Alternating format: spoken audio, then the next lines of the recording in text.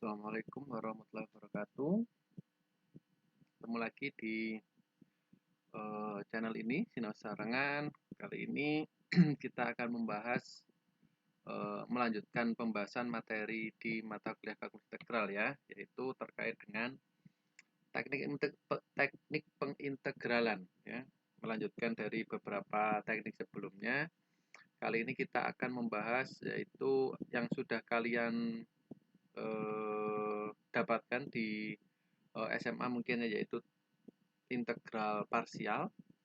Kemudian teknik satu lagi yaitu teknik reduksi, yaitu dengan mereduksi suatu fungsi menjadi bentuk atau menjadi fungsi dengan pangkat yang lebih rendah ya. Jadi ketika diberikan suatu fungsi trigono dengan pangkat tinggi, misalkan sin pangkat 4, sin pangkat 5, 6, dan seterusnya, ataupun pangkat negatif, bagaimana cara mengintegralkannya ya, dengan cara mereduksi ke bentuk sin dengan pangkat lebih rendah ya. Oke. Kita akan bahas dulu terkait dengan integral parsial. Jika U dan V masing-masing fungsi dalam X ya, misal U adalah fungsi dalam X, V juga fungsi dalam X, berdasarkan teorema di kalkulus diferensial, maka turunan dari U dikali V ya, jika kita punya U-nya fungsi, V-nya fungsi, maka perkalian dari dua fungsi itu jika diturunkan akan menghasilkan itu ya. Turunan dari U dikali dengan V ditambah U dikali turunan dari V. Ini adalah derivatifnya. Nah, kalau kita nyatakan diferensialnya kita punya bentuk itu. Jadi diferensial dari U dikali V sama dengan V dikali diferensial dari U ditambah U dikali diferensial dari V ya. Atau kalau kita mau nulis, kita punya U aksen ini kan sama dengan DU dx gitu ya. Maka kalau kita nyatakan DU sama dengan U aksen dx for example ya. Jadi DU-nya di sini kita bisa tulis yaitu U aksen ya. Yang awalnya misal kita punya ini ya, kalau kita mau DUV dx gitu ya. Ini kan sama dengan V DU dx ya, ditambah saya nyatakan dalam bentuk yang ini aja, yang aksen ya. Nah, kalau dinyatakan dalam bentuk yang ini, yaitu U aksen atau V U aksen ditambah U V aksen. Kalau kita nyatakan dalam bentuk diferensial, maka DUV-nya, dx-nya bawa ke sana kan sama dengan V U aksen dx ditambah U V aksen dx. Nah, ini sendiri adalah DU dari situ tadi ya. Kemudian ini sendiri adalah DV, jika kita punya bentuk yang itu ya. Oke, nah bos, sehingga kalau kita punya bentuk yang sebelah kanan itu ya, DUV sama dengan VDU ditambah UDV. Kemudian kalau ini kita integralkan kedua ruas, maka kita punya bentuk itu ya. Kita integralkan kedua ruas, berarti integral DUV yang sebelah kiri sama dengan yang ruas kanan adalah integral VDU ditambah integral UDV ya. Integral dari DUV sendiri adalah UV. Jadi kalau kita punya integral dari DX kan sama dengan X sendiri plus sesuatu gitu ya. Nah, ini sesuatunya nanti akan dibawa ke yang ruas kanan. Jadi C-nya tidak dituliskan di ruas kiri. Oke, sehingga UV sama dengan itu. Integral dari VDU ditambah integral dari UDV. Sehingga integral dari UDV-nya sama dengan UV dikurang integral VDU, atau integral dari VDU sama dengan UV dikurang integral UDV. Nah, mau pakai yang itu boleh, UDV, mau pakai VDU juga boleh. Yang lebih sering digunakan adalah yang itu ya. Tapi kalau mau, ini kan notasi saja ya, mau diganti AB, mau diganti MN sembarang UV-nya itu ya. Jadi kita punya bentuk itu, U integral dari U dV sama dengan U dikali V dikurang integral dari V du gitu ya. Nah, itu adalah rumus dari integral parsial ya. Jika kita punya bentuk seperti itu ya, jika kita mempunyai bentuk integral seperti itu, U dV ya, atau integrannya ya, integrannya kita bisa nyatakan dalam bentuk seperti itu, U dV, maka kita bisa menggunakan formula integral parsial untuk menyelesaikannya. Hal ini tentunya tidak semua bentuk UDV bisa dengan mudah diselesaikan dengan integral parsial ya. Bisa jadi bentuk ini UV dikurang integral VDU ini akan menghasilkan bentuk integrasi yang lebih susah, yaitu pada bentuk integral VDU kemungkinan kita akan mendapatkan bentuk yang lebih susah daripada bentuk UDV, bentuk aslinya ya. Jadi perlu diperhatikan dalam pemilihan siapa U, siapa DV ya. Jadi rumus ini dipakai jika integral di ruas kanan, jadi bentuk yang ini ya, UV dikurang integral VDU atau fokus ke integral VDU-nya, itu bentuknya lebih mudah diselesaikan daripada bentuk integral awalnya yang dicari ya. Jadi ketika kita mendapatkan integral VDU ternyata bentuknya lebih susah, ya kita cari UV, permisalan UV yang lain ya dari permisalan awalnya ya. Oke, itu ilustrasi bagaimana integral UDV sama dengan UV min integral VDU diperoleh ya. Jadi awalnya dari perkalian dua fungsi itu UV, kemudian kalau kita turunkan atau kita diferensialkan mendapatkan bentuk DUV sama dengan VDU ditambah UDV. Diintegral kedua ruas, kemudian kita cari bentuk integral UDV-nya sama dengan itu. Oke, contoh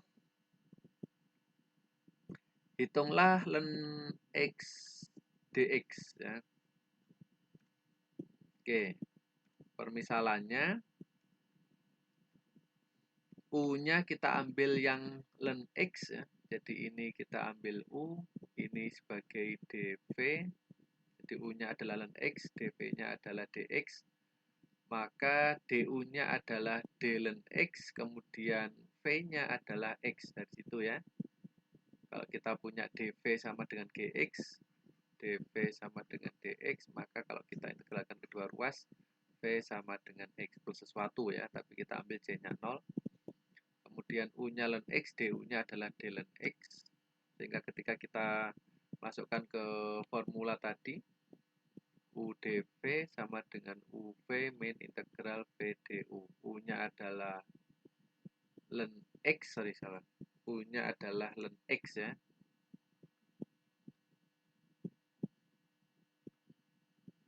U-nya adalah ln x, V-nya adalah V, ini U, ini V. U-nya adalah ln x, V-nya adalah x dikurang integral VDU.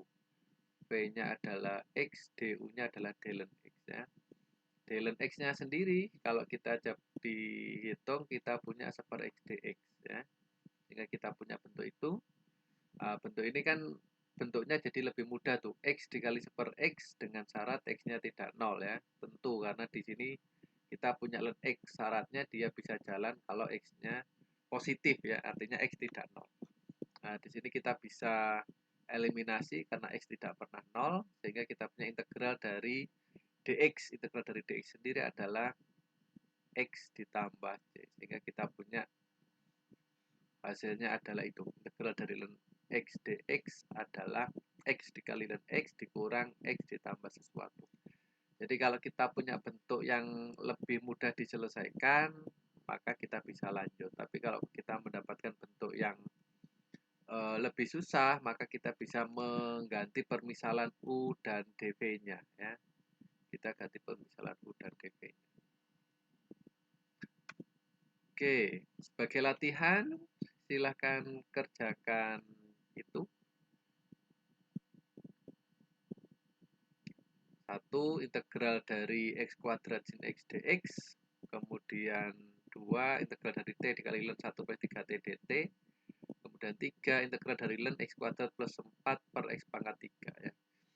Nah, biasanya di SMA dulu sama bapak atau ibu gurunya dikasih trik dalam pemilihan siapa U siapa V gitu ya. Kalau menggunakan integral U dV sama dengan UV dikurang integral V du, maka U-nya ini biasanya triknya dipilih fungsi yang kalau diturunkan, jika diturunkan dia akan habis.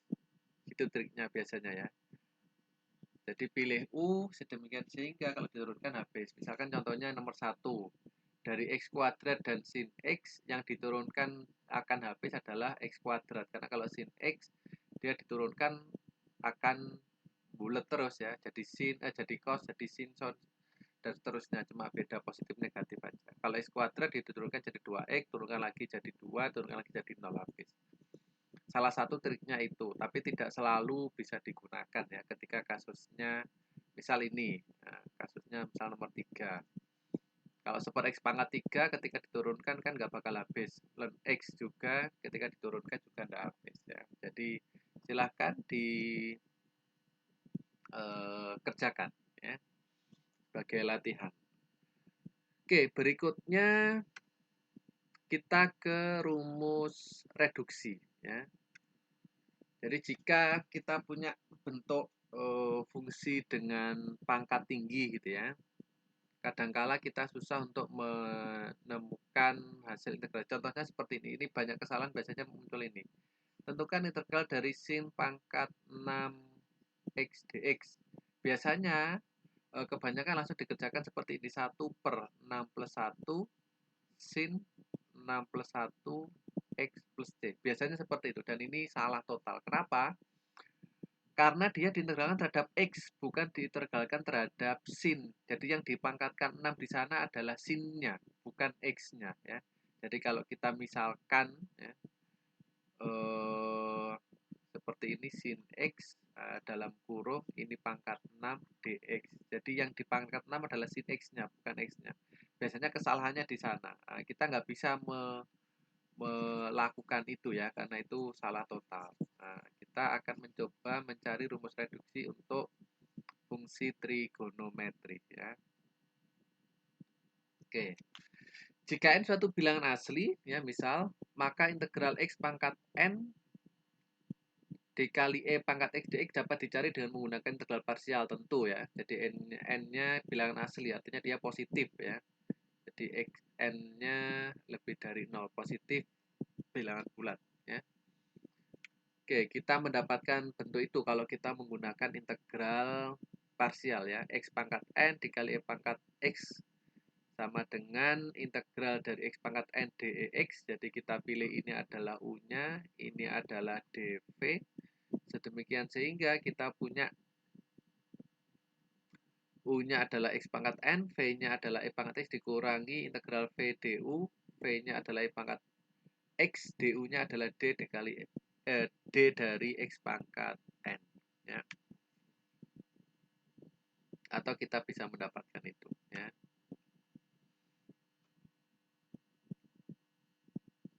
Oke. Bentuk ini x pangkat n yang integral awalnya ya, integral x pangkat n dikali e pangkat x dx. Di ruas kanan kita punya bentuk itu. Integral e pangkat x dikali x pangkat n min 1. Jadi ini kan kita punya bentuk yang sama sebenarnya ya. X pangkat n dikali e pangkat x dx. Yang di sini kita punya e pangkat x dikali x pangkat n min 1. Bentuknya sama, cuma dari x pangkat n berubah menjadi x pangkat n min 1. Jadi kita mereduksi yang awalnya dipangkatkan n kemudian menjadi pangkat n min 1. Jadi dia pangkatnya turun. Misalkan x pangkat 5 yang ruas kanan menjadi x pangkat 4 di situ ya. Nah, kemudian ini dikerjakan lagi, nanti akan didapat integral e pangkat x dikali n min 2 dx dan seterusnya sampai habis ya. Itu adalah salah satu contoh dari rumus reduksi ya. Rumus reduksi yang secara tidak langsung kita gunakan ya. Secara tidak langsung kita gunakan. Jadi eksponen dari x direduksi dari n menjadi n min 1 ya. Itu adalah contoh dari rumus reduksi untuk X pangkat N dikali E pangkat X. Ya. Oke, sekarang kita ke kasus trigonometri. Bagaimana kalau kita punya ini? Integral cos pangkat N X dx dengan N-nya bilangan asli, artinya dia positif ya. Positif. Nanti kita akan cari juga untuk yang pangkat negatif, tapi dasarnya kita punya yang ini dulu. Dari ini kita gunakan nanti untuk mendapatkan yang pangkat negatif. Oke, integral cos pangkat n x dx ya, kita bisa nyatakan seperti itu. Jadi cos pangkat n-nya kita ubah menjadi cos pangkat n-1 dikali cos. Ya. Dari x dari cos x dx ini kita ubah dia menjadi d sin x ya. Dari turunan dari sin x diferensial ya, ini kan sama dengan cos x dx ya kan, sehingga cos x dx kita bisa tulis menjadi d sin x. Dari situ kita menggunakan integral parsial di sana ya. Kita pilih u-nya adalah cos pangkat n-1, kemudian d sin x-nya ini sebagai dv. Sehingga kita bisa gunakan integral parsial dalam kasus itu menjadi cos pangkat n-1 x dikali sin x dikurang integral v du, v-nya adalah sin x, du-nya adalah d dari cos pangkat n-1 x ya. Ini tetap u dikali x, kemudian yang ini d dari cos n-1 kita ubah menjadi itu. Jadi d dari cos pangkat n-1 x dia sama dengan n-1 dikali cos pangkat n-2 dikali turunan dari cos, yaitu sin negatif ya, negatif sin x dx. Sehingga kita punya, kalau kita masukkan ke situ, sin dikali sin jadi sin kuadrat di sana, kemudian negatif ini menjadi positif karena awalnya negatif gitu ya. n-1 keluar boleh, kemudian dikali cos n pangkat n-2 di sana dx. Dari sini kita jadikan dia sin kuadratnya menjadi 1 min cos kuadrat ya. Sehingga kita punya bentuk n-1 dikali. Ini kalau kita jabarkan kan 1 kali cos pangkat n-2, sehingga kita punya itu.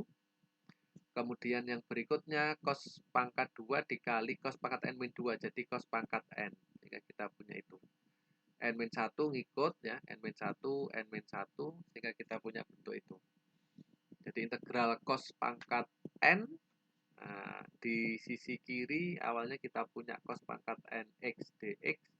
Di sisi kanan kita punya bentuk yang sama, yaitu integral dari cos pangkat n x dx. Ini kita bawa ke ruas kiri. Jadi negatif n-1 dikali integral cos pangkat n x dx dibawa ke ruas kiri menjadi 1 ditambah n-1 begitu ya, dikali integral cos pangkat n x dx. 1 ini kan punyanya yang ruas kiri nih ya, 1 kali itu, kemudian yang ruas kanan n-1 kali itu. Negatif, di sini jadi positif gitu ya, 1 hilang sehingga tinggal n. Jadi ruas kirinya menjadi n dikali integral cos pangkat n x dx. Ruas kanannya ini, tinggal yang ini jadinya. Nah, itu adalah ruas kanan. Sehingga integral dari cos pangkat n sama dengan ruas kanan itu dibagi dengan n.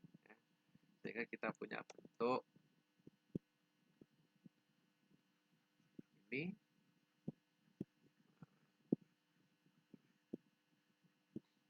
Jadi n dikali cos pangkat n x dx sama dengan cos pangkat n-1 x sin x ditambah n-1 dikali integral cos n-2 x dx ya. Sehingga integral dari cos pangkat n-nya adalah itu. Ruas kanan dibagi dengan n. Ini adalah rumus reduksi ya, di mana yang awalnya kita punya cos pangkat n, yang di ruas kanan jadi cos pangkat n-2 integralnya. Dari sini cos pangkat n-2 ini kita gunakan lagi cara yang sama untuk mendapatkan cos pangkat n-4 for example ya, dan seterusnya, sehingga ini akan habis jadinya ya. Jadi ini akan berulang ya, semacam iterasi gitu ya. Dari cos n kemudian jadi cos pangkat n kemudian jadi cos pangkat n-2 kemudian jadi cos pangkat n-4 sampai dia habis ya. Jadi bentuk iterasi. Jadi itu adalah rumus reduksi untuk cos pangkat n. Jadi seperti itu ya. Integral cos pangkat n x dx sama dengan cos pangkat n-1 x sin x per n ditambah n-1 per n dikali integral cos pangkat n-2 x dx. Oke. Apa yang bisa kita tulis untuk kasus sin ya, dengan cara yang sama dari cos pangkat n tadi ya. Dengan cara yang sama kita bisa menyatakan sin pangkat n menjadi sin pangkat n-1 dikali sin, salah, ini n pangkat n-nya hilang. Jadi sin pangkat n-1 x dikali sin x dx. Sin x dx-nya kita bisa tulis dalam min, jadi sin x dx ini adalah negatif dari turunan cos ya, sehingga di sini jadi d cos x tapi ada negatif di sana. Kemudian kita menggunakan integral parsial di situ, u-nya adalah sin pangkat n-1, dv-nya adalah d cos x ya. Jadi kita punya uv, u-nya itu, v-nya itu integral v du. Nah, d dari diferensial dari sin pangkat n-1 adalah n-1 dikali sin pangkat n-2x dikali cos, sehingga di sini cos dikali cos jadi cos kuadrat ya. Dengan cara yang sama kita punya bentuk sin pangkat n di sana yang sama dengan ruas kiri ya. Kemudian dibawa ke kanan ini menjadi plus gitu ya. 1 plus n-1 tinggal n ya, sehingga kita punya itu ya, n kali integral sin pangkat n x dx sama dengan negatif sin pangkat n-1x dikali cos x ditambah n-1 dikali integral sin pangkat n-2 x, sehingga integral sin pangkat n-nya adalah ruas kanan dibagi n. Jadi kita punya rumus reduksi dari sin pangkat n menjadi sin pangkat n-2. Jadi itu adalah rumus reduksi untuk sin pangkat n. Jadi misal kita punya integral dari sin pangkat 4 tadi yang di awal ya, atau sin pangkat 6, kita bisa menggunakan itu, tidak sama dengan 1 per n plus 1 dikali sin pangkat n plus 1 plus c, bukan ya. Jadi kita punya itu. Oke.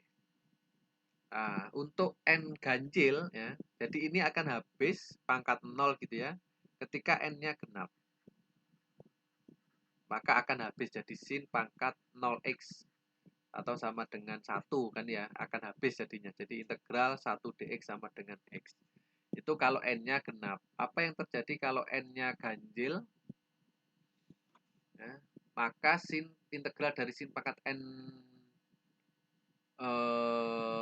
x atau integral dari cos pangkat n x dapat kita cari misal seperti contoh berikut ya. Misal sin pangkat 5 di sana. Sehingga kita punya sin pangkat 4 dikali sin pangkat 1 ya. Sin pangkat 4-nya kita nyatakan seperti itu, 1 min cos kuadrat dikuadratkan. Jadi sin pangkat 4 kita nyatakan dalam sin kuadrat dikuadratkan, di mana sin kuadratnya adalah 1 min cos kuadrat d cos x ya. Kita misalkan cosnya sebagai z, maka bentuk itu menjadi 1 min z kuadrat ya, dikuadratkan dz. Nah, kita punya bentuk yang lebih simpel di sana. 1 min 2z kuadrat plus z pangkat 4 diintegralkan terhadap z. Selesai, integral biasa. 1 jadi z, 2z kuadrat jadi 2 per 3 z pangkat 3, z pangkat 4 jadi 1/5 z pangkat 5 plus sesuatu. Nah, kita kembalikan z-nya jadi cos, cos, cos. Selesai. Ya. Jadi kita sebenarnya caranya sama ya, caranya sama dengan memisalkan seperti itu, sin pangkat n-1 dikali sin ya. Tapi di situ jadi lebih gampang ya, jadi lebih gampang. Oke. Oke, bagaimana dengan pangkat negatif sekarang? Pangkat negatif, contohnya integral dari cos pangkat negatif 4. Nah, dari bentuk yang sudah kita punya tadi, yaitu rumus reduksi untuk cos pangkat n ya. Mana ini rumus? Ini. Rumus reduksi untuk cos pangkat n tadi kita punya itu, integral cos pangkat n dx sama dengan itu. Nah, di sini kita punya cos pangkat n-2 ya. Sehingga kita bisa menyatakannya ini sama dengan sesuatu di sana. Jadinya cos pangkat n-2x dx sama dengan negatif itu cos pangkat n-1 kali sin x per n ditambah itu ya. Kemudian dibagi dengan n-1 per n sehingga hasilnya adalah itu. Jadi kita punya bentuk integral cos pangkat n-2 di sana ya. Karena n suatu bilangan negatif ya, misalkan tadi n-nya negatif, maka n-2 tentu akan negatif. Jadi n-nya negatif dikurangi 2, maka hasilnya pasti negatif. Kita misalkan n-2 itu sama dengan negatif m, dengan m-nya bilangan positif ya. Jadi negatif m dengan m-nya bilangan negatif. Bilangan positif sehingga negatif m-nya kan negatif. M-nya positif, maka kita dapat n-2 kita gantikan dengan m. Kemudian n-nya dari situ n-2 sama dengan min m, maka n-nya adalah 2 min m. Sehingga kita punya cos yang di sini tadi menjadi cos pangkat n-2 jadi cos pangkat min m sama dengan cos pangkat n-1 kalau n-nya 2 min m ketika dikurangi 1 jadi 1 min m ya. Nah, kita punya 1 min m di sana, kemudian n-nya adalah 1 min m, n-nya 2 min m, n-1-nya 1 min m, kemudian n-nya adalah 2 min m. Jadi kita punya bentuk itu. Jadi integral dari cos pangkat min m adalah itu ya. Sin x per m-1 cos pangkat m-1 x ditambah m-2 per m-1 integral dx per cos pangkat m-2 x. Jadi kalau kita punya cos pangkat min 2 kan sama dengan 1 per cos kuadrat ya. Oke. Jadi itu adalah rumus reduksi.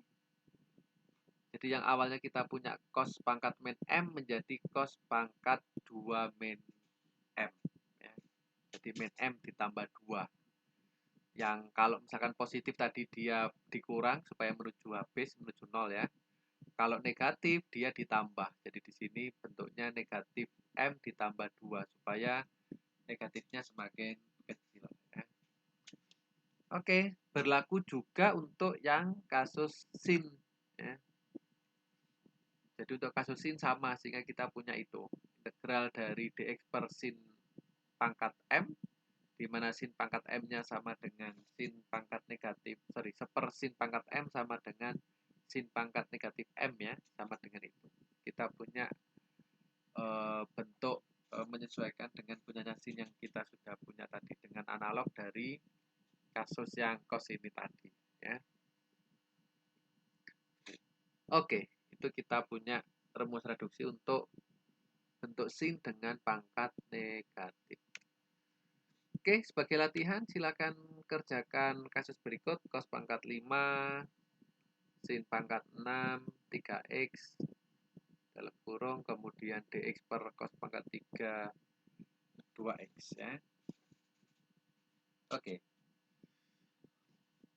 Oke, sampai sini materi kita.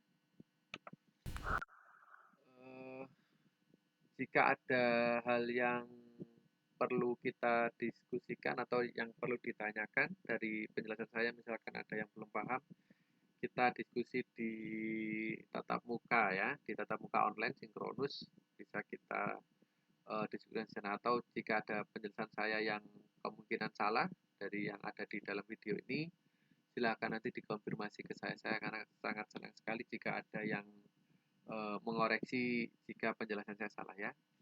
Oke, terima kasih. Selamat menyaksikan. Semoga sehat selalu.